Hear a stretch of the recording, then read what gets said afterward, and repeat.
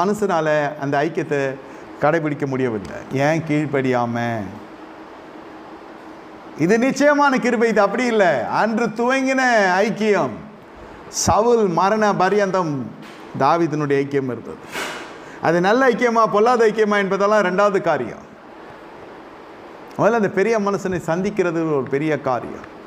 இனி வருகிற நாட்கள் உங்களிலும் பெரிய ஜனங்களை நீங்கள் சந்திக்க போகிறீர்கள். யார் உங்களுடைய வாழ்க்கையில் தேவன் உங்களை அழைப்பு கேட்ட ஜனங்களை சந்திக்க கிருபை செய்ய போகிறார்.